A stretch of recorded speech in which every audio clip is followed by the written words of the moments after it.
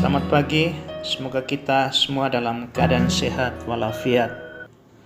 Pada kesempatan yang baik ini, saya mereview kembali materi landasan pendidikan. Baik, saudara-saudara sekalian, pendidikan adalah proses untuk membentuk manusia yang lebih baik dengan memperoleh pengetahuan dan mengembangkan potensi dalam diri untuk menyiapkan masa depan. Berlandaskan Undang-Undang Nomor 20 Tahun 2003 Pasal 3 tentang Sistem Pendidikan Nasional. Dengan tujuan, pendidikan nasional adalah untuk mengembangkan kemampuan dan potensi yang dimiliki oleh peserta didik dalam mewujudkan cita-cita bangsa untuk mencerdaskan kehidupan bangsa. Untuk mencapai tujuan pendidikan nasional, perlu adanya landasan pendidikan yang kuat. Menurut sifatnya, pengertian landasan dibagi menjadi dua.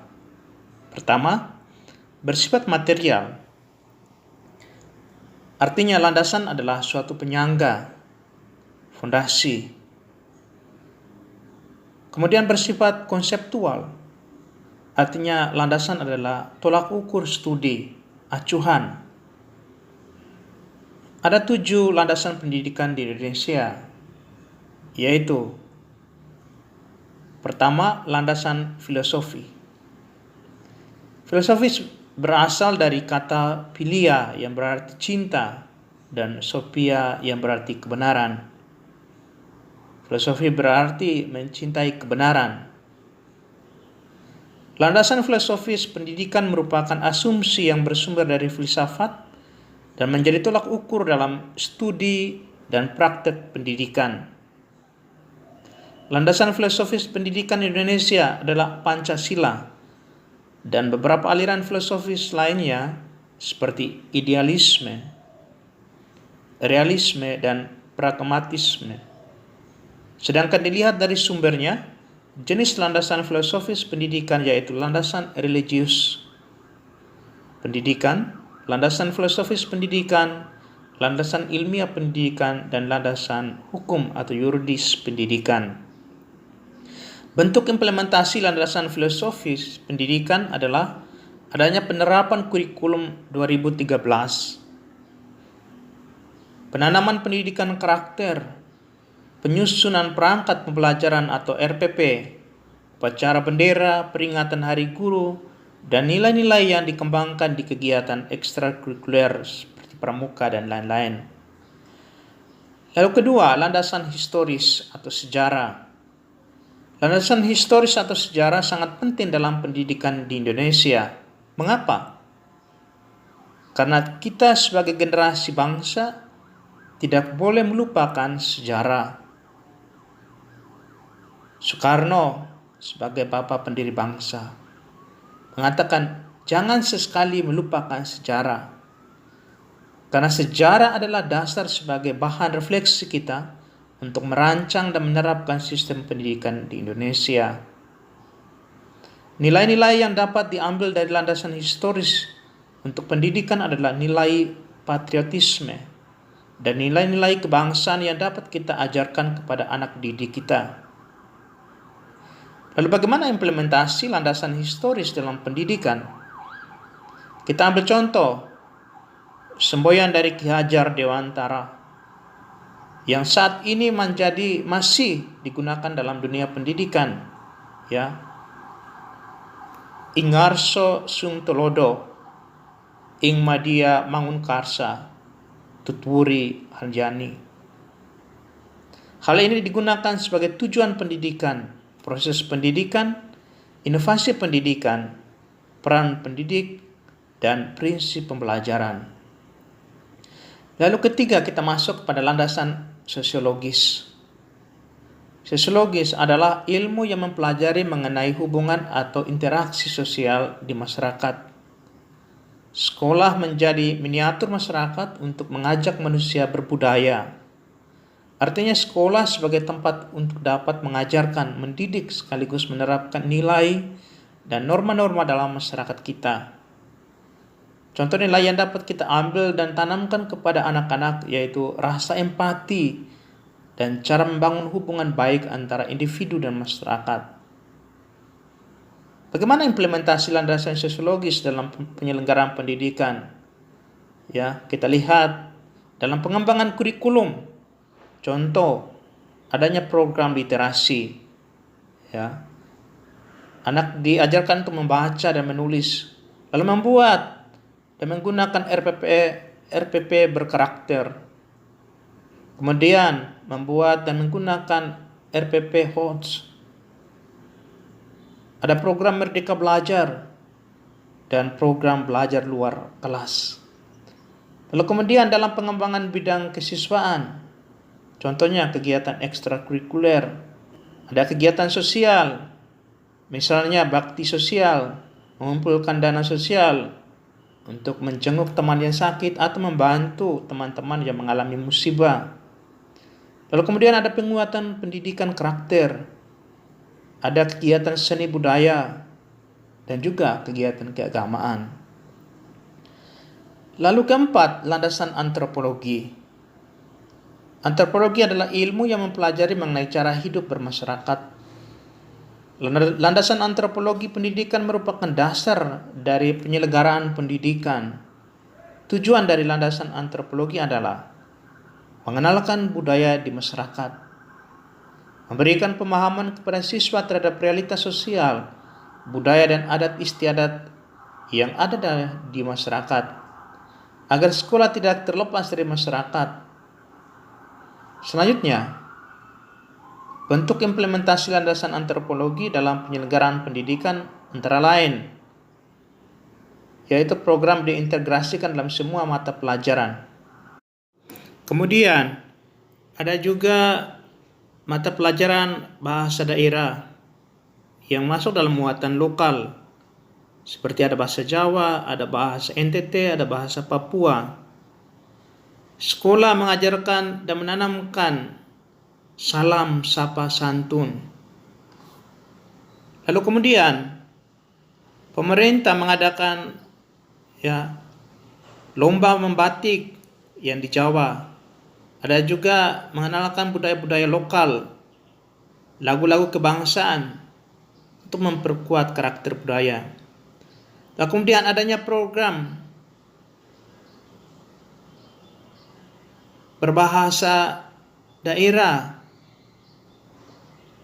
atau kegiatan-kegiatan sosial lainnya yang membantu untuk menguatkan karakter siswa. Lalu kemudian pada poin yang kelima, landasan legalistik.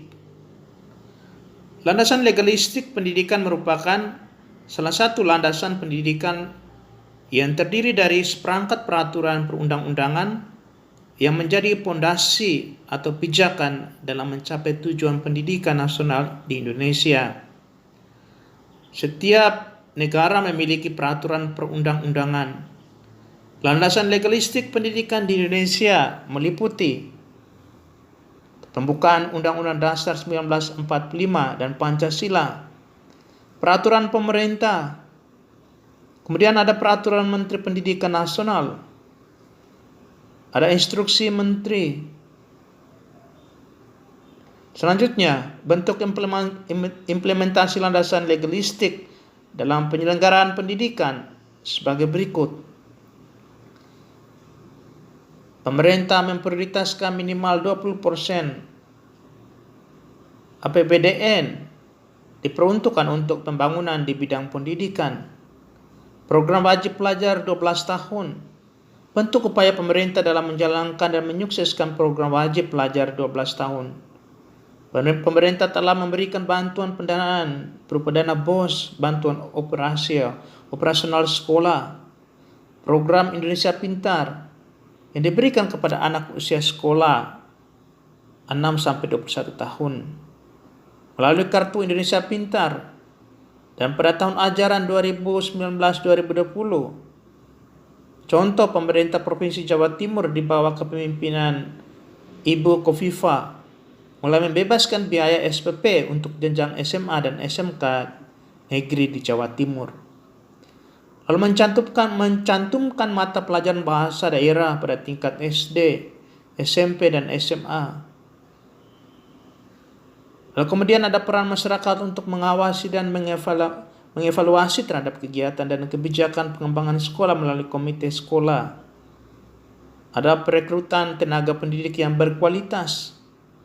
Adanya standar nasional pendidikan, maka Menteri Pendidikan Nasional membuat beberapa peraturan antara lain standar pengawas sekolah, standar kepala sekolah, standar kualifikasi akademik dan kompetensi guru, standar tenaga administrasi sekolah, standar tenaga perpustakaan sekolah, dan standar tenaga laboratorium sekolah. Lalu pada poin ke-6, landasan spiritual. Spiritual merupakan kehidupan rohani atau spiritual yang terwujud dalam cara berpikir, merasa, berdoa, dan berkarya. Implementasi landasan spiritual pendidikan adalah siswa diberikan keteladanan, siswa diberikan pengajaran cara menjaga hubungan dengan teman maupun guru. Adanya penerapan nilai keagamaan dan pendidikan karakter melalui mata pelajaran agama dan PPKN. Lalu yang terakhir, landasan psikologis. Psikologi pendidikan merupakan disiplin ilmu yang membahas tentang perilaku atau tingkah laku, kondisi mental dan pikiran manusia, baik yang didapat dilihat maupun tidak dapat dilihat. Psikologi juga diartikan sebagai gambaran keadaan perilaku manusia ketika berinteraksi dengan lingkungan sosial maupun lingkungan pelajarnya. Sehingga landasan psikologi bertujuan untuk guru dapat membuat kegiatan belajar mengajar kondusif dan peserta didik merasa nyaman dan menyenangkan dalam belajar. Penerapan psikologi pendidikan dalam proses pembelajaran terdapat 4 teori belajar, yaitu teori belajar behavioristik. Contohnya, guru memberikan dorongan supaya muridnya dapat merasakan rasa ingin tahu, memberikan stimulus guna memperoleh respon siswa, dan melakukan penguatan. Lalu teori belajar kognitif.